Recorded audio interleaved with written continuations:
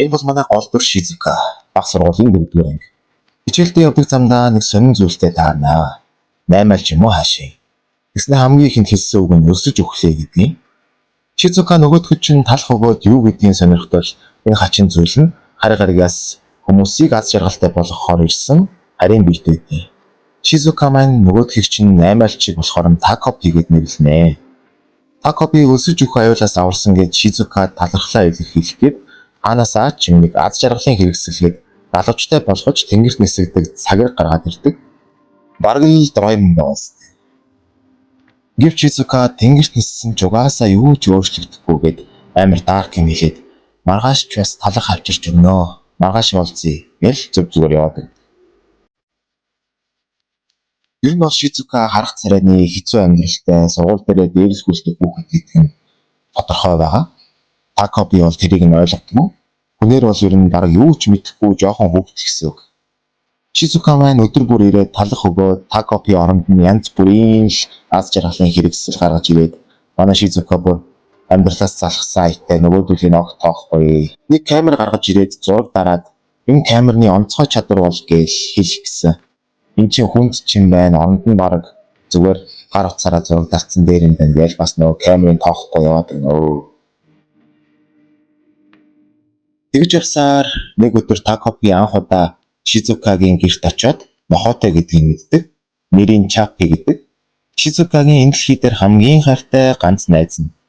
Чапи л байвал ямар ч хэцүү зүйлс байсан гэснэ гэж Шизука хэлдэг. Такопи маань Шизукагаас аав ээж чинь яасан бэ гэд асуусан. Ээж ажилдаа явсан, харин аав байхгүй гэж хэлдэг. Тэгсэн Такопи энэ гаргийн хүмүүс эмэгтэй хүн ангаараач хүүхэд гаргаж чаддгийм байна. Гайхалтай энэ гэж балаа юм бодно. Манай хүн бол нэрэл юу ч мэдэхгүй жоох хүүхдтэй байхгүй. Аз жаргалын гариг гэдэг гаригаас ирсэн. Аз жаргалаас баг юу ч мэдэхгүй хорон санаа муухай юм талаар юу ч мэдэхгүй байхгүй энэ Такопи. Юутай Шизука маань Такопитэй арай л татнасаад маргааш уулзъя Такопи гэж инээгээд тэр хоёр салдаг. Тэрч маргааш нь Чапигийн хөзөвчийг барьчихсан дээр нь хүн зодуулсан ойлгомжтой байгаач Такопи тэрийг ойлгодгүй. Зүгээр найзтайгаа хэрэлдсэн чинь нүүрний өнгө нь өөрчлөгдсөн байна гэж ойлгоод муудалцсан хүмүүсийг эвлүүлдэг шидэт тууз гаргаж ирээд эвлэрэх хүнийхээ жигчээ хуруунд уяад хүссэн хэмжээгээрээ сонгож болно гэдгийг баахан тайлбарлаж гарнаа. Тэгсэн анх удаа Шизука гоё юм аа. Наадхыг чинь ашигламаар байна гэж хэлдэг. Гэхдээ өөрөө тухтай оролдож үзмээр байгаа болохоор авч хараад ганцаараа ашигламаар байна гэж хэлсэн чинь Такопи нэг юм сандаг. Тэр нь болохоор анх гаргаасаа явахт нээж нь аз жаргалын хэрэгслүүдийг хизээж өөр хүнд ангаар нөгч явуулж болохгүй. Заавал өөрийнхөө хараа хяналтанд ашиглуулах ёстой. Энэ бол дөрөв гэж хэлсэн ч Шизука гуугаад байсан учраас Такопи өгөө явуулж тийм аа. За тэгсэн чинь бүр орой болоод Шизука буцаж ирдэггүй. Такопи жоохон санаам зовоод гэрт нь очиод харсан чинь мэдээж нөгөө тууцаар нь өөрийгөө дүүжлээд амиа оролцсон байлгүй яах вэ? Ингэч болоо гэж угаасаа бодоод ирсэн юм аа. Мэдээж манай мангар ихэндээ нөгөөдх нь бас ойлгохгүй. Амиа орсон байгааг нь ойлгохгүй. Ягаад наа тууцаараа таазнаас дүүжилсэн юм бэ? Ингэж ашигладгүй штэ энэ тэргээл бахан гоцож гарч яагаад эцэст нэг юм өгснийг нь ойлгоно.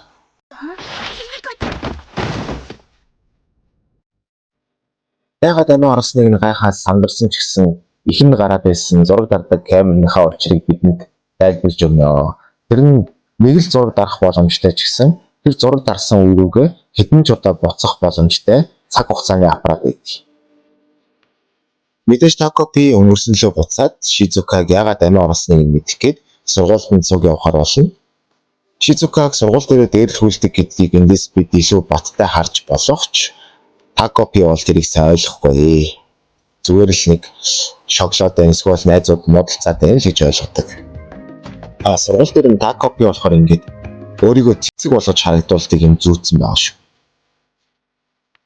Энэ охиныг Марина гэдэг Шизукаг дээрлэхдэг хүүхдүүдийн толгойлогч нь. Тэрийг хайж маяал ширээн дээр нь мөх гэж бичээл. За ер нь тэгэл түм бум аргаар манай өвгийг дээрлэхдэг. Гэвч Такопи Шизукаг амиа хорлуулахгүй тул өнгөрсөн лөө дахин буцаад эднэрийн дээрлэхэд байгаа үйлдэлүүдийг нь эртнээс одоо арга хэмжээ аваад Шизукаг байнга авраад идэг. За тэгж байсан чинь өнөөх Марина чинь Шизукаг сургуулийн арын талбайд хүрээд игээд дууднаа. Манай Шизука айгаад очиж чадахгүй нойлд сууж байсан чинь Такопи би очиод та хоёрыг эвлэрүүлээд өгьегээд Шизукагийн дүрд хувираад Марина дээр ярилцах гад очдог. Айгүй ярилцдаг баатар болоод ярилцах гад очисон чинь нөгөө Марина чинь чи ойр зүтэй хөөрөөд байгаа шүү гэж дараатлан зодоод уннаа. Анх удаа ингэж зодуулж үзэж байгаа Такопи бүр шоконд ороод яагаад ингэж байгаа юм бэ гэд Маринагаас асуусан чинь Шизукагийн ээж нь Маринагийн аавын толгойг эргүүлж явуулдаад аав ээж хоёр нь салж байгаа юм шиг байлээ. Тэгээд маньхон тэр уураа Шизукад гаргадаг. Такопи ч бүр алуулах шахаад арай гэж өнгөрсөн лөө буцаж амждаг. だからその喋り方やめろって。これ無理。 Өнгөрсөн лөө буцсан болохоор дахиад саяны үйл явдалд автагдах цаг үе ирнэ. За энэ үед Такопи дахиад Шизукагийн оронд ороод Маринатай уулзах гэсэн боловч айгаад чаддгүй. За хэдий Шизукагийн оронд очиагүй ч гэсэн дуу чимээ гаргаад ангийнх нь Кузуэ гээд бүхтэр багш нарыг дуудуулад манай Шизука амар зодуулсгүйгээр мултарч болж чаддаг. Харин энэ үед Шизукаг сайн зодож чадаагүй дээ, стресстэд хамаг хараалаа бараал харж байсан Марина гэртээ ороод ирсэн чинь аавд нь хаягдаад ингээд бүр сонин гажигтай сэтгцэн юмтай болцсон ч юм уу ээж нь хүлээж идэг. За ер нь эндээс харахад бол Марина ч гэсэн үнэндээ гэртээ ингээд гэр бүлийн хүчирхийлэлд өртдөг гэдгийг мэдэж авч байгаа. Үүнээс хойш хэсэг онц юмгүй Маринач томоотой байгаад байсан. Такопи өмнө Шизукаг амиа хорлсон өдөр маргааш дахиад болох гэж байгааг нь санаад овоо нэг Чапигийн хүзүүвчийг нь барьчихсан байсныг нь бодонгуутлаа. Чапид ямар нэг юм болох юм байна гэд ойлгодог. Уул нь хөөрхөн юм ойлгодог болол байгаа юм Такопи. Тэгсэн үнэхээр л Марина нохойг нь онилтсан байж таарад албаар нохойныхон дэргэд Шизукаг зодоод нохой нь уурлан штэ мэдээж эзнийг нь зодоод ахаар Маринагийн гарнаас очоод хазчдаг Чапи. Тэгэд хүүхэд рүү дайрсан гээд Чапиг машинаар ачаад явчихнаа. Такопи үүнийг нь хараад Маринатай уулзуулахгүй л Чапиг авч явахгүй Шизука амиа орлох шаардлага гом байна гэж бодоод Маринатай таарахгүй тулд хичнээн олон удаа өнгөрсөн лөө буцсан ч Марина тэр болгонд нь олж ирээл Чапиг ачуулчаад идэв. Тэгээд бүр яах ч аргагүй өнгөрсөн лөө буцхаа болно. Тэгээд бүр нохойг нь хаяад явсан аав руу нь явуулсан гэж ээж нь хэлдэг. Ээж нь Шизукаг тоож байгаа юм байхгүй. Би ажилтаа өөрөө хоол хийгээд идчихэрэй гэж яваад өгдөг. А нэг юм сануулхад бас энэ өнгөрсөн лөө буцаад байгаа бол зөвхөн Такопи л ганцаараа мэдж байгаа. Шизука бол ерөөсөө өнгөрсөн лөө буцаж байгаа гэж бол мэдэхгүй байгаа шүү заяа. Маргааш нь сургууль дээр очисон чинь нохой нь Марина руу дайрч бараг алах шахсан сургууль дээр яаж ирж чаддаг байна гэдэл манай үнийг бүгд үзэн ядаас. Маринач байнгын адил манай үнийг дээрлэхэд байж байсан чинь нөгөө Кузуэ гээд хүүхэд Шизука туслаад нөгөөдөлийг явуулж өгдөг. Хичээл дараад Шизука гэртээ харж байтал Марина гарч ирээд Чапиг яасныг мэдмээр байна уу ярилцъя гэдэл дагуулад ой мод руу орноо.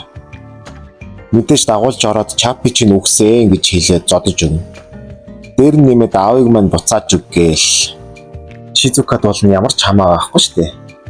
Ээж нь л ер нь тийм шүний ажил хийдэг. Тэгээд аавыг нь жоохон эргүүлсэн юм уу яасан. Аав нь ч гэж угаасаа тэгэл өөрийнхөө дураар л явж байгаа шүү дээ.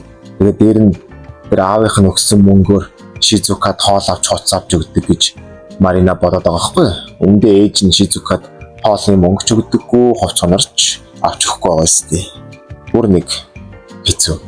Энэ үед Такопи харж байгаад Шизукад туслах гээд модон дундаас үсэрч гарч ирээд өнөөх камераараа Маринаг хусаад авнаа.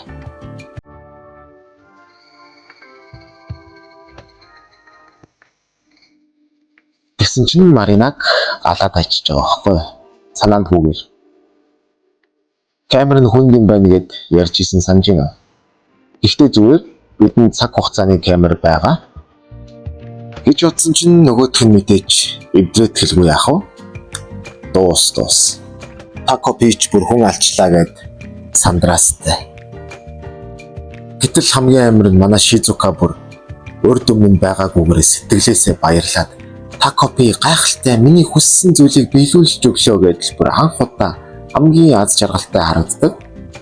Тако Пич анх удаа амтны ам тасалсан тэр тусмаа хүн алсандаа бүр шоконд ороод байж байсан ч гэсэн Шизукаг баяртай байхыг хараад ерөөхдөө бол тэгээд хүн алсантайгаа эвлэрчж байгаа байхгүй юу?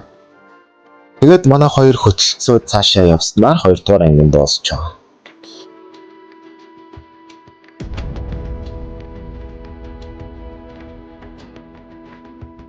Анime маань 2 ангил гарсан байгаа. Японд бол ер нь айгүй яран сэт болж байгаа.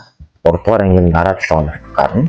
Одоо эндээс хамгийн амар нь Шизукаг аз жаргалтай болгох арга бол ингээд Такопи олчж байгаа байхгүй. Манай хүн чинь бараг жоохон хөвгчтэй. Манай хүн одоо ингээд Шизукаг аз жаргалтай болгохын тулд ингэж болдгийм байна гэдэг нэг арга олчж байгаа байхгүй. Эндээс л одоо амар юм болох бах та. Яа. Энэ юм гэхдээ бүр яг үзэх юм бол үнэн стресстэй юм. Айгуу сэтгэл өвтөлтэй, айгуу стресстүүлдэг юм. Тийм болохоор бас үзэж чадахгүй хүмүүстэй зориулаад ярьчвал зүгээр анime болов гэж бодоод анх удаа анime ярьж үзлээ. Тэгээд тийм болохоор нэлээд муршуу ярьчих шиг боллоо. Уучлаарай. Аудионы чанар бас жоохон муу байгаа бах. За юутайч дараагийн бичлэгээрээ уулзтлаа баяртай. Лайк дарж, коммент бичээд тэгээд subscribe дарахаас мартаоцай.